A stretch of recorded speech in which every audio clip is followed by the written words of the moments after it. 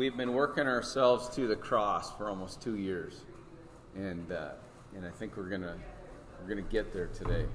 It's probably gonna take us 2 weeks to get through this. There's nothing nice about the cross, and as we go through this and dig into some things, some of it's going to be hard. So I just am throwing that out there. Some of this is more PG-13 than rated G. Okay? As I say that, I think it's unfair, and I think we're guilty of this sometimes, that we make the cross rated G. We make it soft. We make it easy, like it wasn't really that big a deal. I hope that we can dig into this deep enough to, when I say get an understanding, it is a terrible word to use, because the more that we dig into this, the more we're going to find out that our shovel is too little to dig as deep as we need to go. But I hope that as deep as we can dig, as fast as the sand goes back into our hole and we dig faster, that we're still going to get some really solid nuggets out of this thing that I hope changes the way we think about the cross. And when that happens, hopefully it changes how we live. Okay? So let's pray first, because we need some divine intervention here. All right? Thank you, Lord, for this day, for the privilege of being here. And we thank you for the cross. Help us to dig deeper here, to understand as much as humanly possible, but in the end, Lord, that it would make us grateful as we understand maybe a little more what the word grace and mercy mean when they come from King Jesus.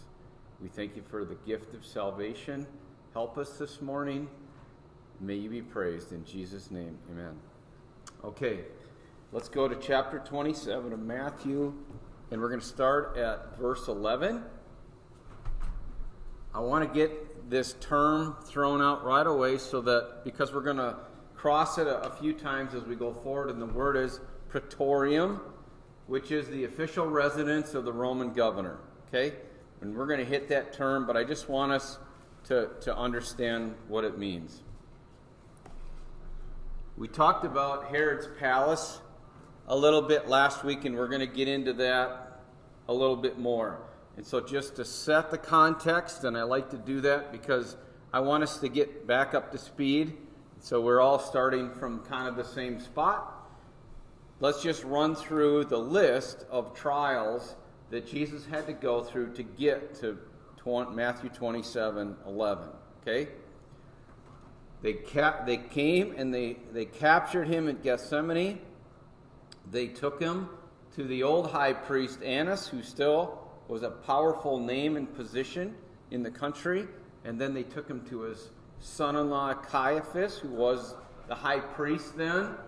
And then they took him right away in the morning to the chamber of hewn stones, which was where the trials were supposed to be held to begin with.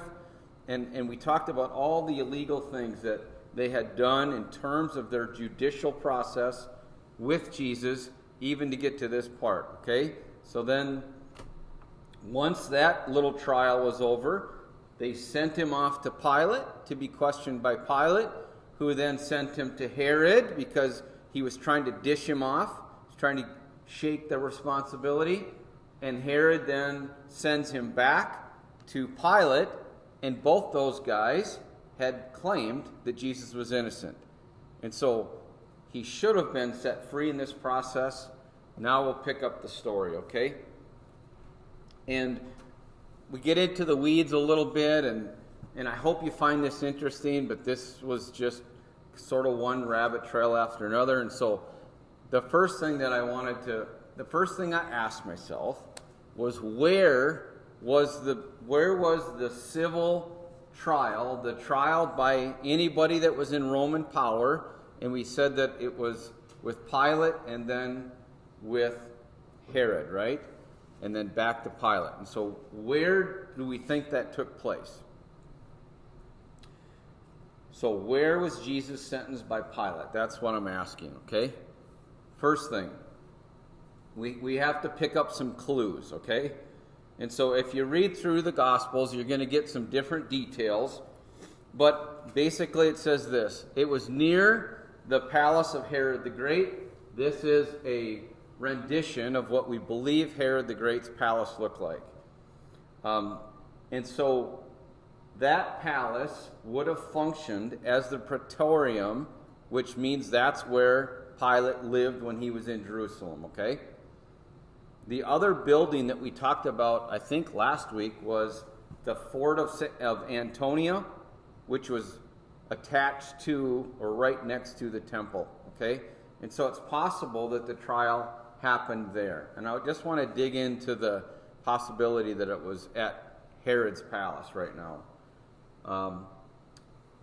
In Mark, it says the soldiers took him away into the palace, that is the Praetorium, and they called together the whole Roman cohort. So we know it was in the Praetorium, whatever building that actually was. It was in an area that was large enough to handle a crowd of people, okay? And it also says in Matthew that Pilate sat on the judgment seat. And to be on the judgment seat was the bema seat. And if you say the word bema seat, then you reflect to where? Revelations, okay? And just means that's the judge seat. All right. John records that Pilate brought Jesus out and sat down on the judgment seat at a place called the Pavement, but in Hebrew it's called Gabbatha. And that literally means the elevated place. And we're going to get some better understanding of that in a second, but just remember it's an elevated place, okay? All right. So the location of Jesus' sentencing before Pontius Pilate took place in a paved, open place with an elevated platform for the judgment seat, which was near Herod's old palace. All right. All that to say, let's talk about Herod's palace for a second, because it's huge. Herod's palace would have been, architecturally, would have been second in line to the temple itself in terms of it was awesome, okay? Is that a technical term? Let me give you some dimensions, because the more I dug into this, it was like, this is bananas. So, Herod's palace was built on an elevated platform. It's about 1,000 feet above sea level, and then it had retaining walls around it that were between 13 and 16 feet high. So it goes back to what we just said. It was held in an elevated place, okay? The next thing is that it consisted of two main buildings, which you see on both ends there, okay? Well, how big was it? It was about 1,000 feet long, north to south, and about 180 feet wide. That equates to about 4.5 acres.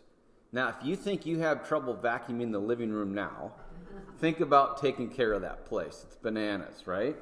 Okay. The two wings, or the two ends, were named after Agrippa and Caesar. And in the center of the palace are gardens and porticos. And off to the left-hand side there, you can see the depiction of the little blue spots. So it's actually described by Josephus as having gardens and walking paths and things like that. And I'm going to read a little bit of that because Josephus, the historian, does a much better job describing that than I would, okay? Let's see. So it had groves, it had canals, and in around that area it had bronze fountains. Okay?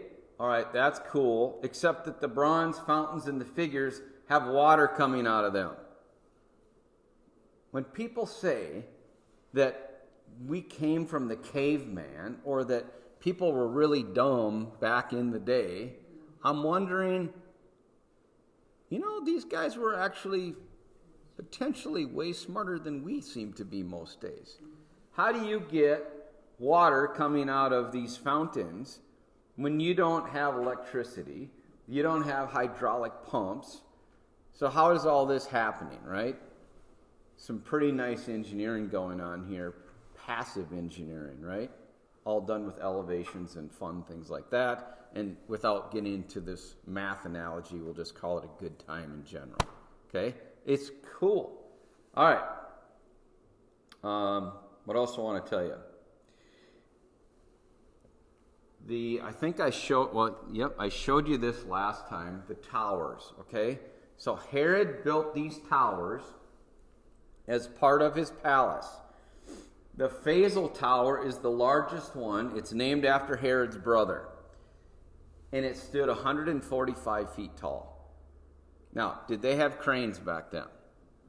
And are they building out of plywood and 2x4s? What are they building out of? Stone. Okay? 150 feet in the air. How does it get up there? I don't know. All right? Is it just blah and square and simple? No. If that was to be replicated today, we would be like, whoa, that is wild, right? All right, the second one, the Hippicus Tower, is named after a friend of Herod's, and that stood 132 feet tall. The last one is the Mariamne Tower, which is, I think I told you last week, was named after Herod, one of Herod's wives, right? It was his favorite wife on most days. But there was one day when she wasn't the favorite, and so he killed her.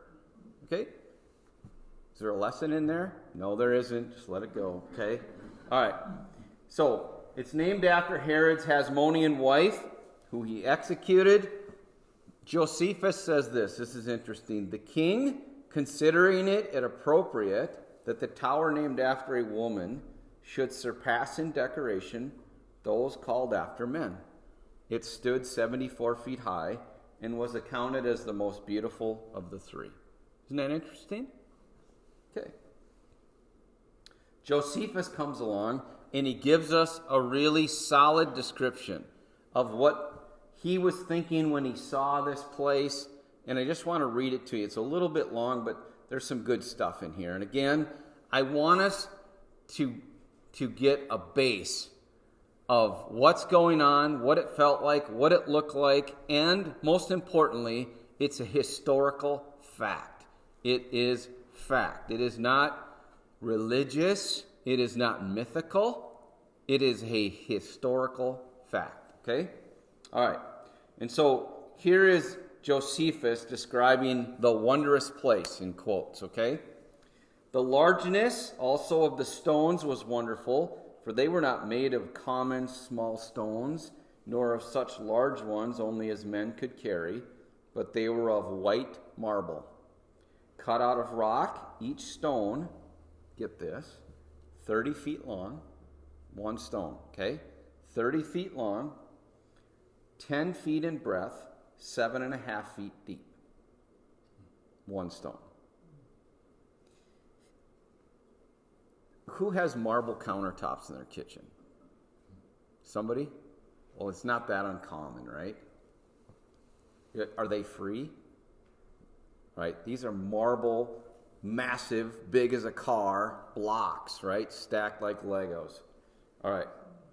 They were so exactly united to one another that each tower looked like one entire rock of stone, so growing naturally and afterward, cut by the hand of the artificers into their present shape and corners, so little or not at all did their joints or connections appear low, as these towers were themselves on the north side of the wall. So he's telling you where it is, and these joints are so tight that it looks like one piece of rock. Okay? The king had a palace inwardly thereto adjoined, which exceeds all my ability to describe it. For it was so very curious as to want no cost nor skill in its construction, but was entirely walled about to the height of 45 feet. So it's a fortress, inside of a fortress because it was inside the city that had a wall. And inside the city, he's got 45-foot walls around his house. Is he fairly safe? Herod is paranoid. Herod had a tough time earlier where he almost died. And he was absolutely determined that it would never happen again. That he would never get trapped. That he would never be killed by an opponent. That he was always going to be prepared. When you want to talk about somebody who was a prepper, do you guys know what that word means? He was the man. Okay, he taught the class. All right. And was adorned with towers at equal distances and with large bed chambers, listen to this, which contained beds for 100 guests each. Okay, so we go back here. Those are so big you can put 100 guests on each end. All right? In which the variety of the stones is not to be expressed, for a large quantity of those that were rare of that kind was all collected together. Their roofs were also wonderful, both for the length and the beams and the splendor of their ornaments.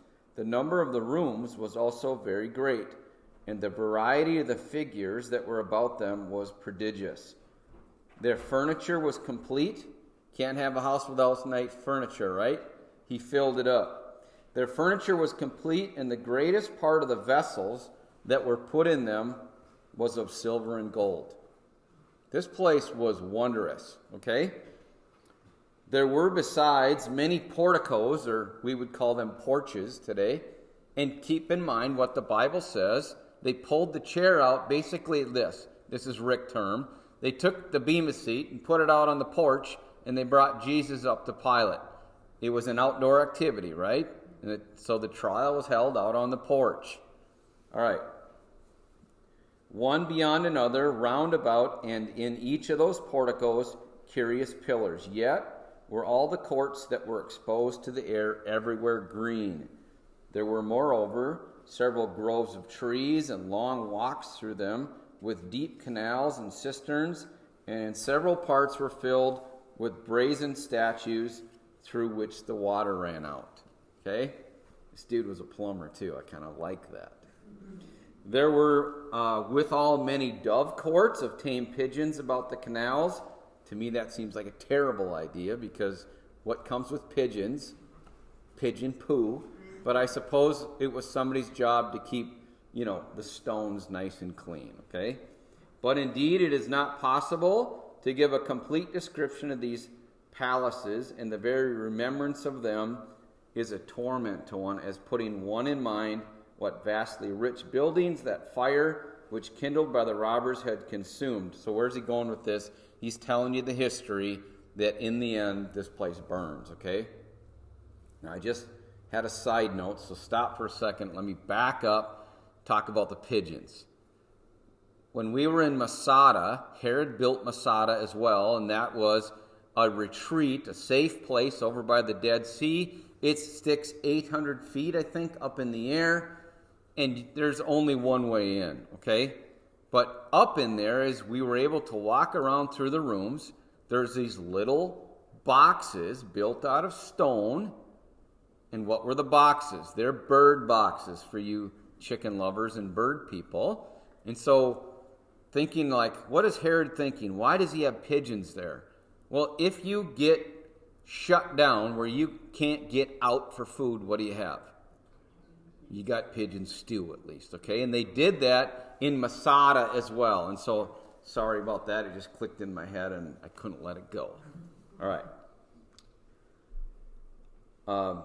Back to the fires. So, the fires were not burnt by the fires weren't started by the Romans, but by the internal plotters, by the rebels, okay? And that fire began at the Tower of Antonia, which we showed you earlier, and went on to the palaces and consumed the upper parts of the 3 towers that I just showed you there, okay?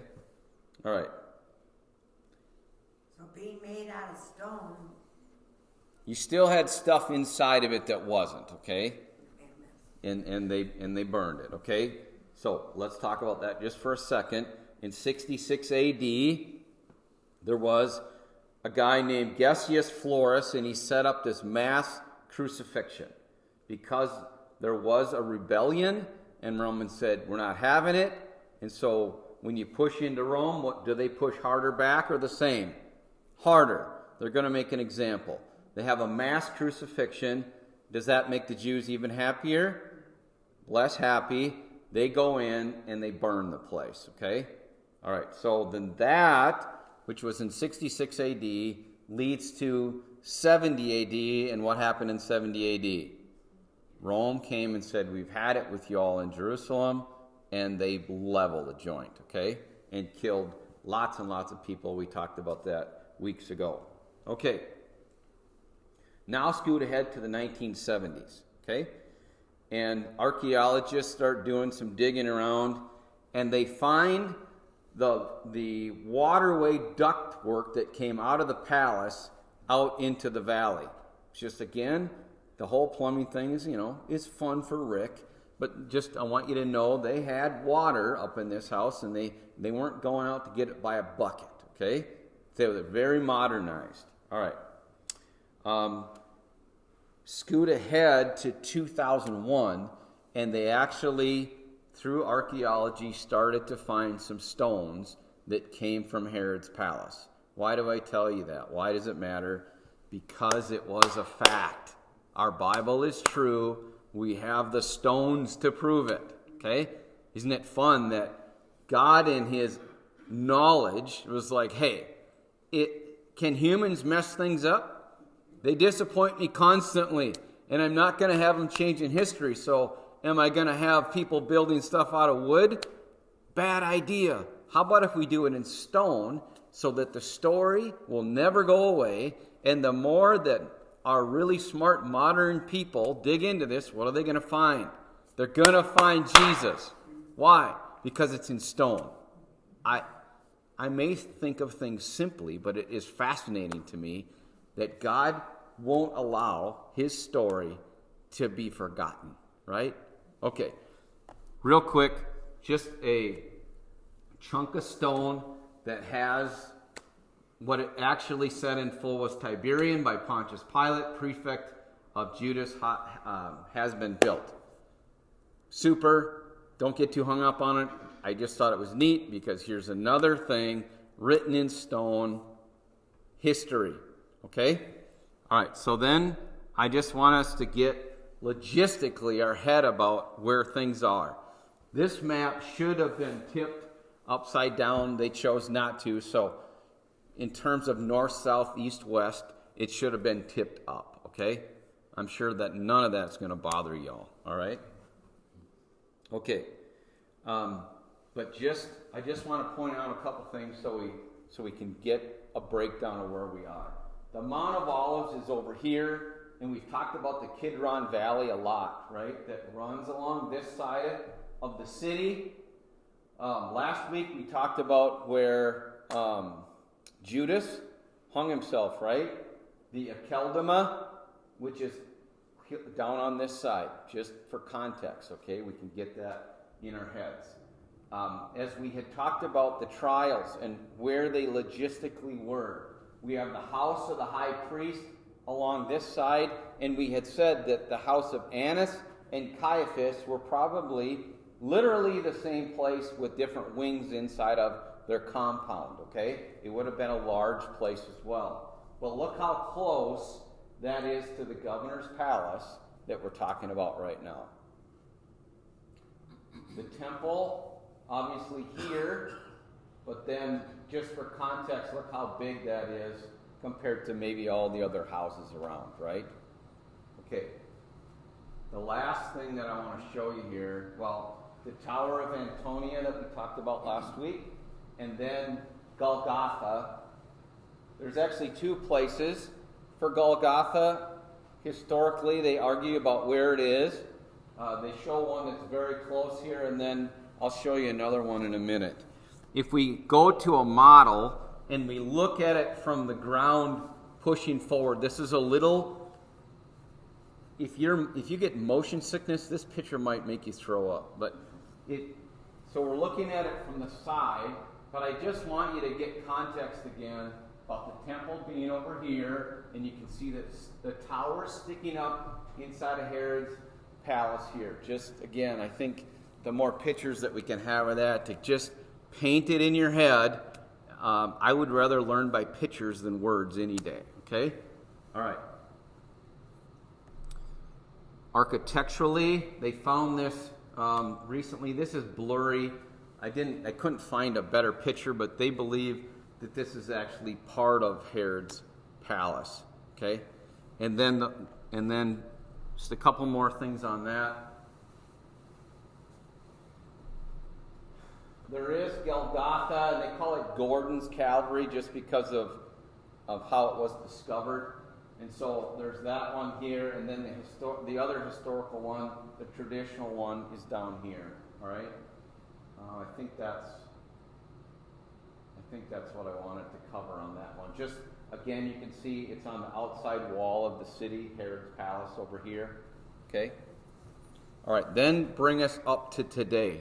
And if we were looking at it today from the side, this would be kind of standing on the Mount of Olives looking across the valley. Okay?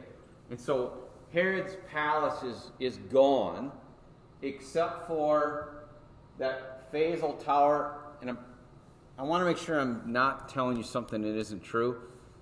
And so I'm going off of memory here, but I believe that Faisal Tower was turned into what they call David's Tower. Does that sound right, Brenda? David's Tower is still there. David's Tower was the one on the very far right. The towers. Very far right. Right. Outside of the box. To the right of the blue dome. Okay. Not here. No, Right. that's the right. mosque. Which way is right? Off the Go to right, the right hand right corner of of the- the box. right of your all the way. rectangle. Keep going. Keep Yeah, going. there, Keep going. Over there. keep going, you're almost Oh, there. oh, Yeah. here. There, yeah. Yeah. And I Okay. think the Mount of Olives actually is on the other side of the mosque. Yeah. We're on the other side. We're on the other side of the city. Yeah, I'm sorry. And I told you all that wrong. Listen to her. Okay? All right. And then the last thing is stones that they found. They believe this is the walkway to get into where Herod's palace was. Okay? Again, I just think it's very, very perfect that God would leave us a blueprint, some things that we can touch and feel and say, this is real, this happened. If I have doubts about it just being a really fun story, it's not a story, it's real. Okay? All right. How about if we go to Matthew, because half our day is gone and we haven't gotten there yet. So, Matthew 27, and we'll start with we'll just start at 11, but we're going to be focusing on 12 and on. Meanwhile, Jesus stood before the governor, and the governor asked him, "Are you the king of the Jews?" "You have said so," Jesus replied. And when he was accused by the chief priests and the elders, he gave no answer. Then Pilate asked him, "Don't you hear the testimony they are bringing against you?" But Jesus made no reply, not even to a single charge, to the great amazement of the governor. I want you to flip back to Isaiah 53.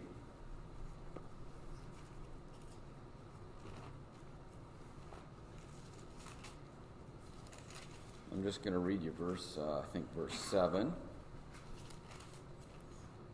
It's just, there's a lot of prophecy as we work ourselves through this little area.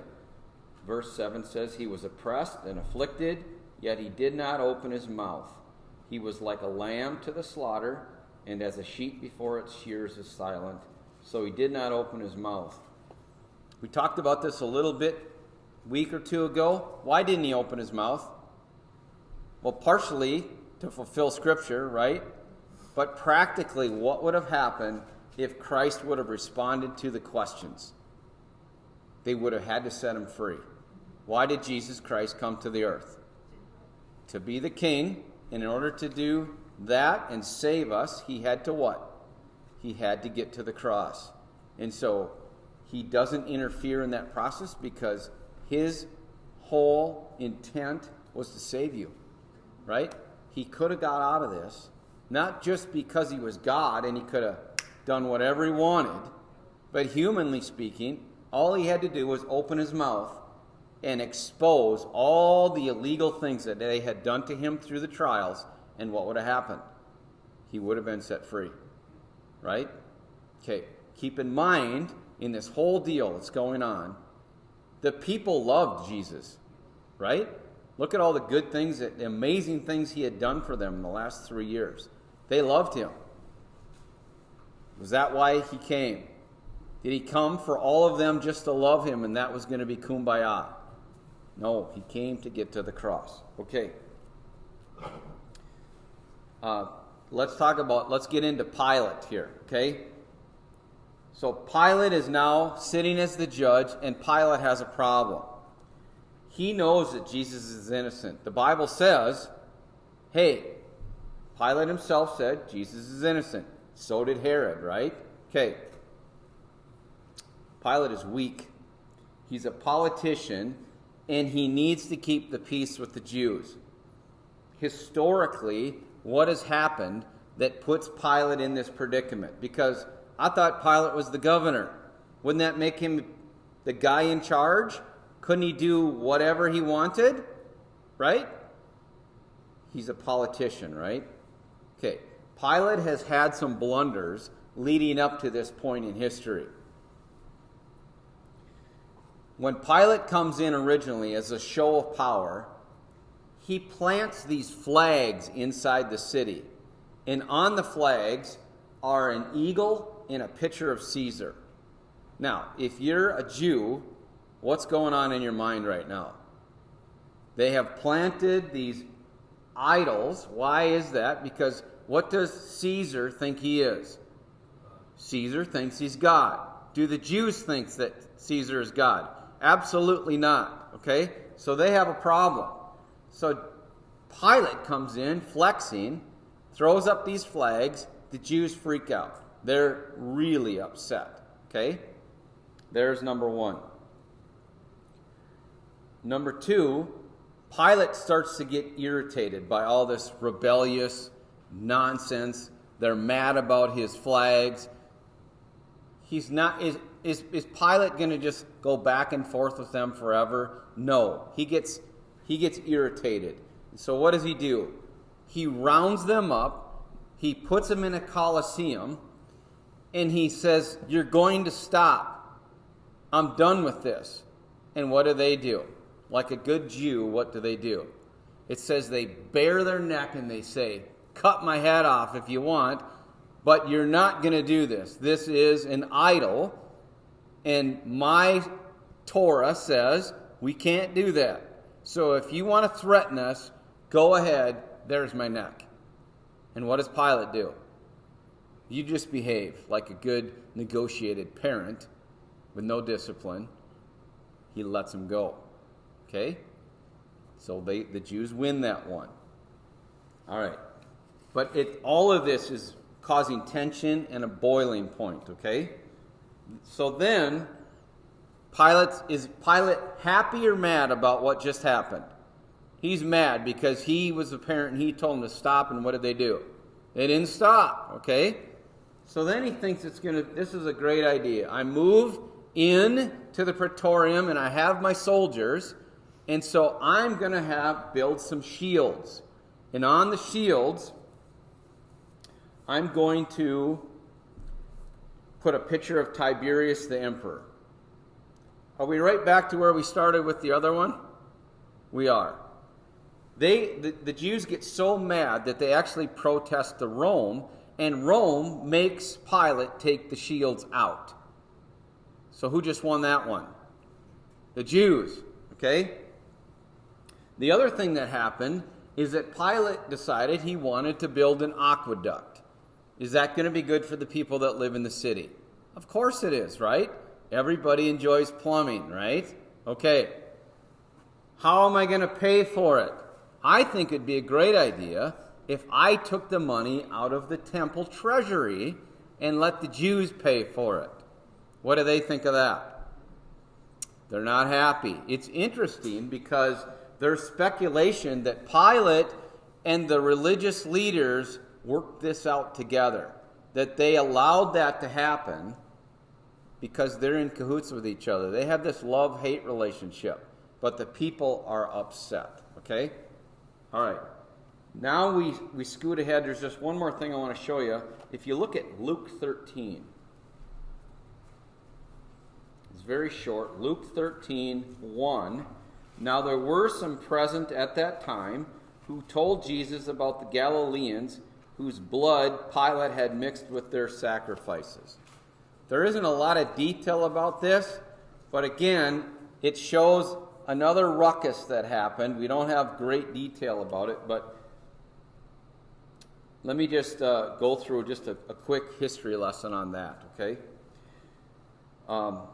That specific piece isn't necessarily recorded in history by Josephus, although there is some stories about Galileans, and here's what they think about Galileans. Galileans were the most seditious people in the land.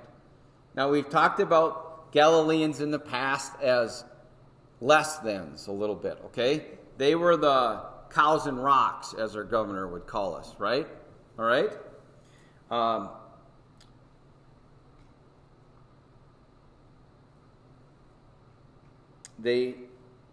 It's quoted as saying they have tumultuous behavior, okay?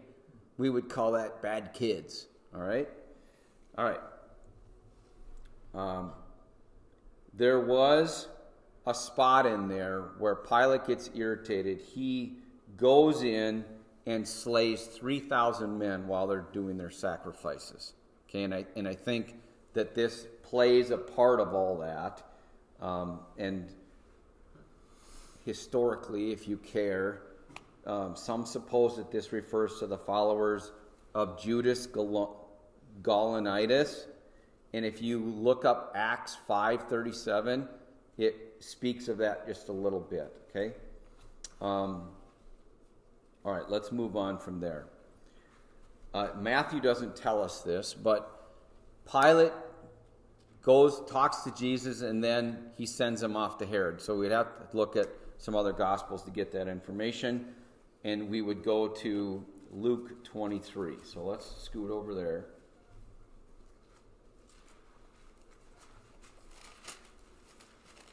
Luke 23, and I'm just going to read you verse 6 and 7. On hearing this, Pilate asked if the man was a Galilean, and when he learned that Jesus was under Herod's jurisdiction, he sent him to Herod, who was also in Jerusalem at that time. Okay? And they would have been very close in proximity as well. This is the same Herod that cut off John the Baptist's head. We talked about that before, right? Okay? The son of Herod the Great. All right. As long as we're there, go just look at 23:11, because this is going to come up. Then Herod and his soldiers ridiculed and mocked him, dressing him in an elegant robe. We talked about that elegant robe last time, that it was probably a white robe and could have had like gold trim on it, okay? It was a robe that would have been worn by a Jewish king. So what are they doing here? They're absolutely mocking him, okay? There's nothing nice about this at all. And then it says Herod sent him back to Pilate. And then if you go to verse 14, still in Luke, and said to them, "You brought me this man as one who was inciting the people to rebellion. I have examined him in your presence and found no basis for your charges against him. Neither has Herod." So they both found Jesus innocent. Keep that in mind. For he sent him back to us. As you can see, he has done nothing to deserve death. Therefore, I will punish him and then release him. Pilate is still looking for a way out. Okay? Go back to Matthew. Verse 15 of chapter 27. Now it was the governor's custom at the festival to release a prisoner chosen by the crowd. Okay, what's going on here? The tradition was to appease the people who were under the dictatorship of Rome, that they would release someone to show how merciful and how tender they are to these people that they're stepping on their neck, okay? So it's just an appeasement thing that they would do once a year. If you go to verse 16, at that time they had a well-known prisoner whose name was Jesus Barabbas.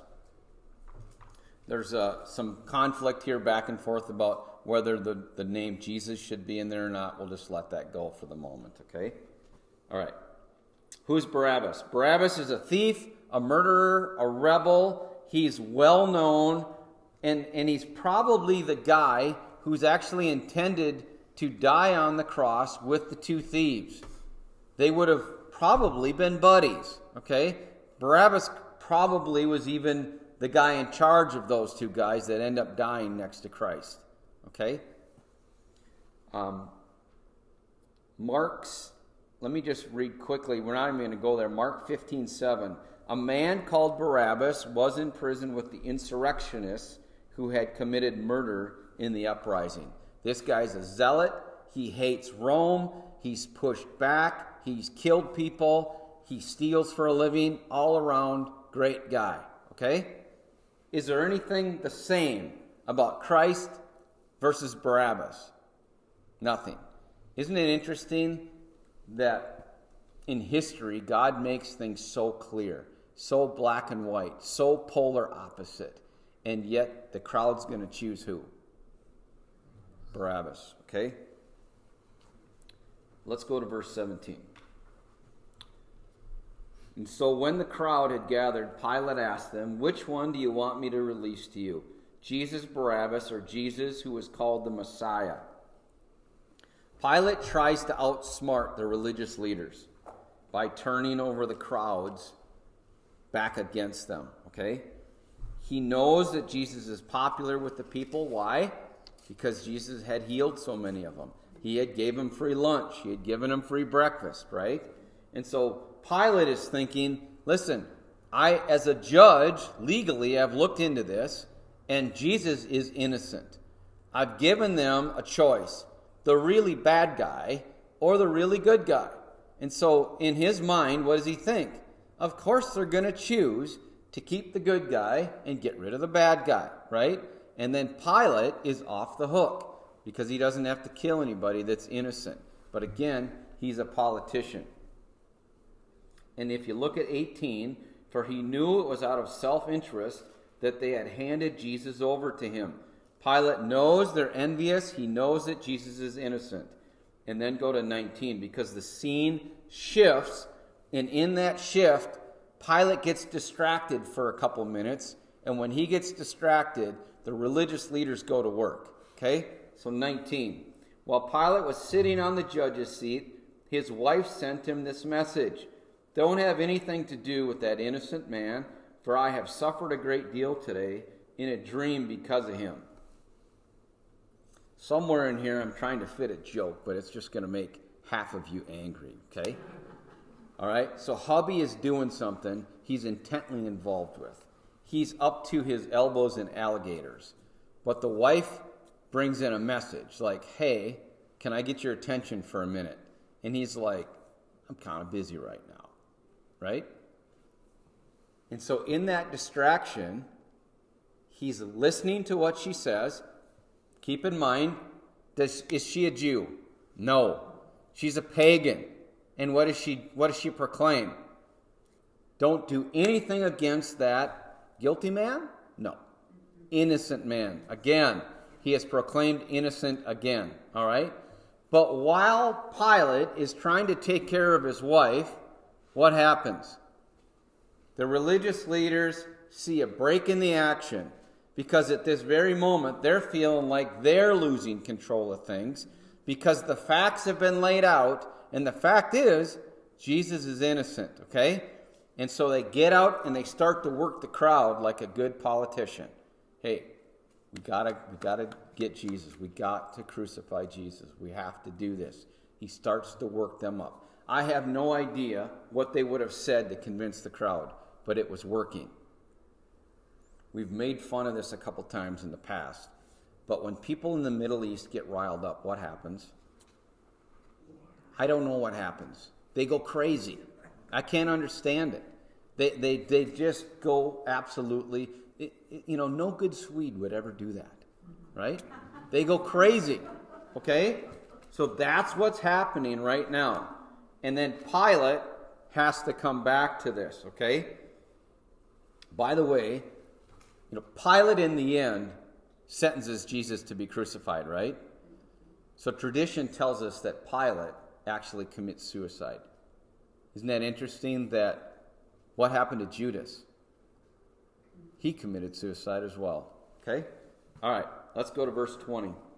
But the chief priests and the elders persuaded the crowd to ask for Barabbas and to have Jesus executed. I wish there was more detail here because in my mind I still don't get it.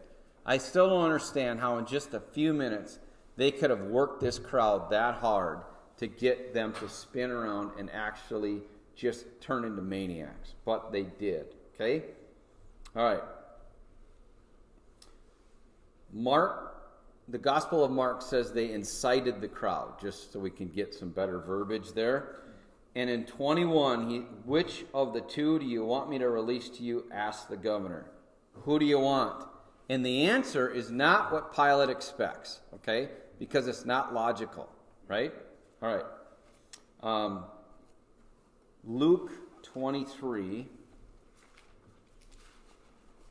verse 20. Wanting to release Jesus, Pilate appealed to them again.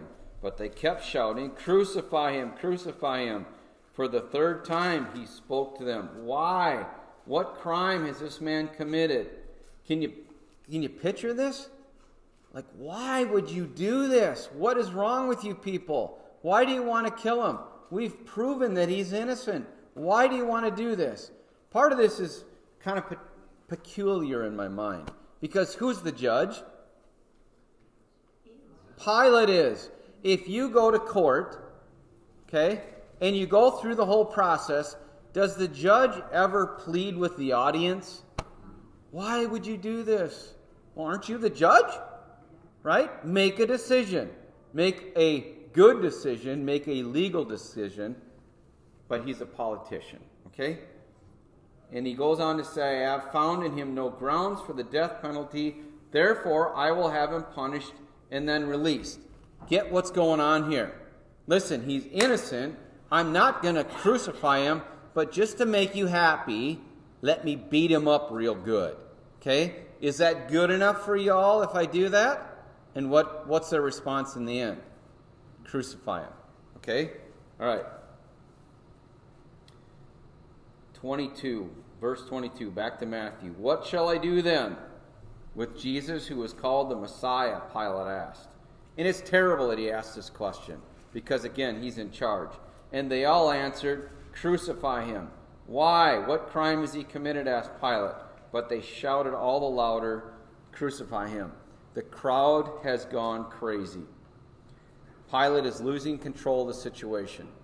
When he's lost control of the situation in the past, how has it played out? Never good. They've ratted him out to Rome. What happens if Pilate loses control here? Remember, Pilate's a politician. Who can take his job away from him? Rome. When they take that job away from him, two things are going to happen. He has two choices. He's either going to get kicked to the curb and probably put in a place that he doesn't want to be, which I think is actually what happens in the end, or they just whack him. You're a bad governor, now you're dead. And we put someone new there, right? Okay, so he's starting to be afraid as well. He's facing a riot, and so look at 24. When Pilate saw that he was getting nowhere, but that instead an uproar was starting, he took water and washed his hands in front of the crowd. I am innocent of this man's blood, he said. It's your responsibility. Who's the judge? Pilate. Whose responsibility is it now? Anybody but his, right? He's terrible. Why did he wash his hands? What was he doing? He was proclaiming innocence in front of them. If you go back in Jewish history, you can go back to Deuteronomy 21, and it's 6 through 9, but you can read the whole first part of that chapter, and it just talks about if someone is murdered in your area, and you can't figure it out who killed them, then you're going to sacrifice an animal for that, and you're going to wash your hands in public saying, we know that we're innocent of it. Okay? So there's a little background to that. Okay. And what happens in 25? All the people answered, his blood is on us and on our children. We'll be responsible for his blood. This was a very costly proclamation for the country of Israel. Were there consequences for this statement in history? Absolutely. Again, it was proof that Jesus was innocent, right? They just said it again. We don't care. We'll take the guilt of his blood on us. They just said he was innocent again. Okay? So don't miss that. And then just a side note for moms and dads. Is generational sin real? Holy smokes. As a country, there was judgment from this. There is history that proves. To say that Israel has had a terrible time historically since that time is an understatement, right? When I think about that just in our own families, it is a warning shot to us as moms and dads, right? We need to protect the next generation and the generation after that. And sometimes we think, hey, I can do this and I can get away with it and it's okay. And then when you look at generational sin, you're like, am I really going to put this on my grandkids because today I decided to be an idiot? Right? There's consequences there. That should help us to walk the line. I'll let that go because that is a side note. I don't want to go down the rabbit hole too much. Okay. 26. And then he released Barabbas to them, but he had Jesus flogged, and he handed him over to be crucified. So what happens to Barabbas? In my mind, I'm thinking, okay, Barabbas gets released to the crowd, right? Is Barabbas a good guy? So what does even that look like when he's released to this crowd? Tradition tells us that after his release, Barabbas either watches Jesus' crucifixion, which is wild if you think about that for a minute, or that he gets killed in another insurrection. He goes back to being Barabbas, okay? Barabbas was a zealot, a freedom fighter, and this is the only part that actually makes sense about when the crowd says, hey, we want Barabbas. He wanted freedom from Rome. What did the people want? Freedom from Rome. Who was imminently trying to get freedom from Rome? Barabbas was. And what was Jesus trying to do? Jesus was setting up an eternal kingdom. Is that what they wanted? In that moment, is that what they wanted? No, they wanted it now, right?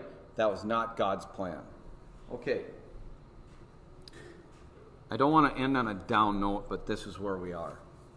Verse 26 says, then he released Barabbas to them, but he had Jesus flogged and handed him to be crucified. Flogging. If you were going to be flogged, you would be stripped. You would be tied to a pole with your hands above you.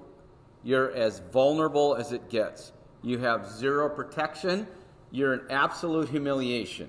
Who wants to be stripped naked in public? If you raise your hand, we're going to have a talk later just to make sure you're good. Okay? Now, you have no way to protect yourself, and then they bring out this whip. Scourging or flogging is done with a short wooden handle, and then there are leather whips. There's a leather whip that has thongs on it, and at the end it's going to be small metal balls or pieces of a sheep bone tied to that. When you're struck with that, there are deep lacerations that open up in your skin, and there's going to be considerable blood loss. People would sometimes die from this beating. Also, to go along with this whole procession, John 19 talks about the crown smashed into his head. Why did they put a crown on Jesus' head? Keep in mind, they're mocking this whole event. Who in history at that time had a wreath on their head. Caesar. Okay? So they're like, hey, you want to be a king? Be a king. Smash it down on his head. I want us to read through John 19 and then we'll stop. John 19, and I'm going to read quite a few verses here, but it gives us a better description of what's going on. Then Pilate took Jesus and had him flogged, and the soldiers twisted together a crown of thorns and put it on his head. They clothed him in a purple robe and went up to him again and again, saying, "Hail, King of the Jews." The purple robe was a scarlet robe. It was a faded-out robe from royalty, but it was like they went to the second-hand store and picked something that was faded out. Why? Because, again, they're mocking him as king. Oh, you want to be the king? Let us throw this old robe on you. Aren't you cool now? Let's worship him. Let's lay down and mock him. Let's tell him how great he is. It's terrible. Hail, King of the Jews, and they slapped him in the face. We talked about that whole process in the past. Absolute humiliation, the worst kind of disrespect. Once more, Pilate came out and said to the Jews gathered there, "Look, I am bringing him out to you to let you know that I find no basis for a charge against him." And when Jesus came out wearing the crown of thorns and the purple robe, Pilate said to him, "Here is the man." In other words, here is your king. As soon as the chief priests and their officials saw him, they shouted, "Crucify him! Crucify him!" They had to keep the crowd worked up. But Pilate answered, "You take him and crucify him. As for me, I find no basis for a charge against him. He's innocent." The Jewish leaders insisted, "We have a law, and according to that law, he must die, because he claimed to be the Son of God." And when Pilate heard this, he was even more afraid. Here's the guy who's got everything militarily behind him. He's not just the governor, he's the military leader. He's a soldier, and he's afraid. And he went back into the palace. "Where do you come from?" he asked Jesus, but Jesus gave him no answer. "Do you refuse to speak to me?" Pilate said. "Don't you realize I have the power to either free you or to crucify you?" And Jesus answered, "You would have no power over me if it were not given to you from above. Therefore, the one who handed me over to you is guilty of a greater sin." And from then on, Pilate tried to set Jesus free. I want you to get context in your head. Pilate did not want to crucify Jesus, and yet he did in the end. But the Jewish leaders kept shouting, "If you let this man go, or you are no friend of Caesar." They're playing Rome against Pilate. Anyone who claims to be a king opposes Caesar. Then Pilate heard this, he brought Jesus out, sat down on the judge's seat at a place known as the Stone Pavement, which in Aramaic is Gabbatha. And it was the day of preparation of the Passover. It was about noon. "Here's your king," Pilate said to the Jews. But they shouted, take him away, crucify him." "Shall I crucify your king?" Pilate asked. "We have no king but Caesar," the chief priest answered. And finally Pilate handed him over to the crowd to be crucified. And so the soldiers took charge of Jesus. Carrying his own cross, he went out to the place of the skull, which in Aramaic is called Golgotha. And there they crucified him with two others, one on each side, and Jesus in the middle. And then Pilate had a notice prepared and fastened to the cross, and it read, "Jesus of Nazareth, the King of the Jews." And he did that in, I think, 3 languages. We're going to get into that in detail. Sorry I went over. There's not a good place to stop. I wish we could just finish with the story because we have to stop all this momentum. But it feels like a downer place. I want us to, next week, not only get through the spiritual side of this, but the physical side of this as well. I want us to understand, to feel, to get a grip about what happens at the cross. It is absolutely wild. And then we have to get into this whole mind bender, and you can think about this week. But how can God turn his back on God? How can God demand there be forgiveness of sin and provide it when Jesus is fully God? how can there be this broken relationship? Because Scripture tells us that as Father, Son, and Holy Spirit, and they are one. Figure that out this week, and I will look for your answer on Sunday. Okay? You're dismissed. Thank you.